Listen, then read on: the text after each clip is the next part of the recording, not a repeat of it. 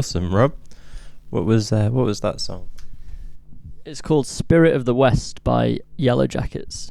And it's just one of my favourite tunes. I've been listening to it since I was very young, but I've never actually worked out the chords. And they're just really interesting. They're slightly more complicated than I thought they were. Like, there's a lot of subtle stuff going on. The first interesting bit is the bridge, so I'll talk about that for a sec.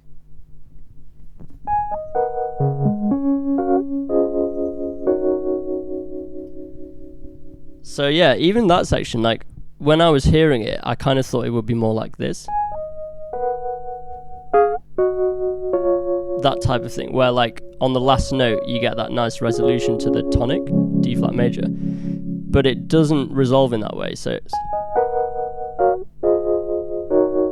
you end up with an E flat minor with the tonic on top, and just makes it feel like slightly less resolved in a nice way. The other thing is that, so in the bridge, that first chord being this, which is like a D flat sus chord, so it contains a B natural in it, but then when you get to the third chord, you've got the C in it, which is the major seventh. So you've got like both the dominant seven and the major seven, and putting those in the same chord progression just gives it like a slightly ambiguous floaty feel. And the fact that this is all over like a pedal as well, it's like very floaty. The next bit's really cool as well, so I'll just talk about that.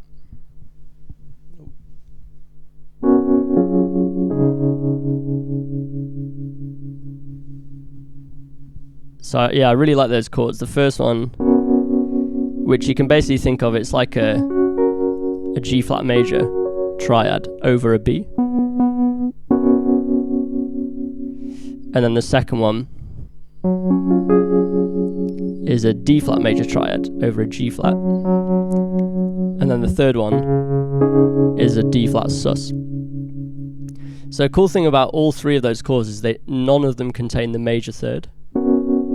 Like, he could have played this, put the major third in, and then for this one he could have put the major third in, and then for the last one could have put the major third in as well. But it just, I don't know, it stops it sounding as cool, really. It's a nice little trick. Like, if you play a major chord a fifth away, like that, in C major it would be a G major over C. It's just a really nice sound. It's like, it sounds major but not quite as obvious as like a regular major chord. So yeah, there's loads of other bits in the tune as well, but I'll leave it there for now. Awesome, thank you, Rob. That was really good.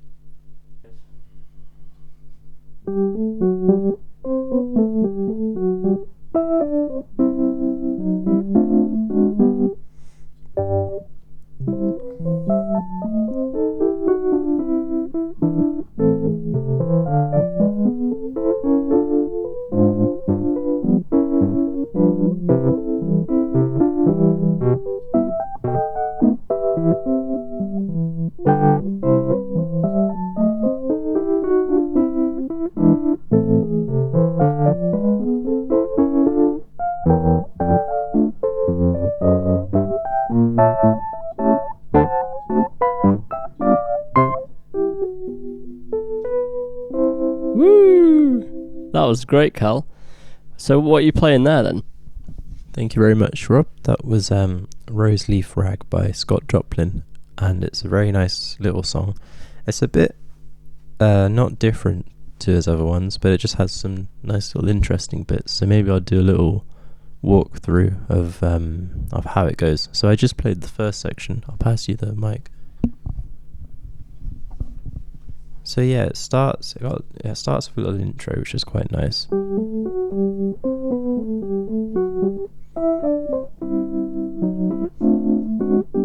Sort of takes us to G, our 5 chord. So it's in the key of C major. It goes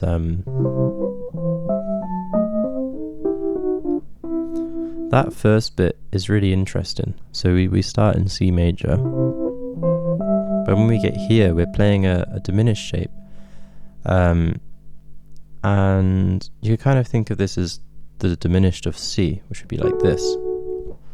And we're playing it and as an arpeggio in contrary motion, sort of, and then it goes back to C major.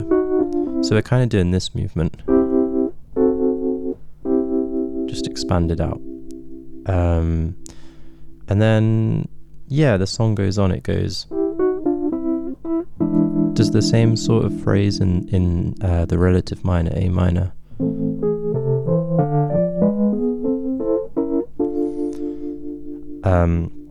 Quite a lot goes on there. And then we sort of go to G, and it's sort of, we move away from that phrase. We go, and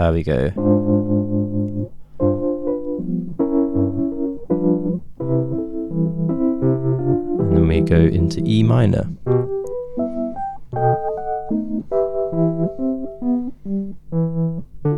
And a G chord takes back to C.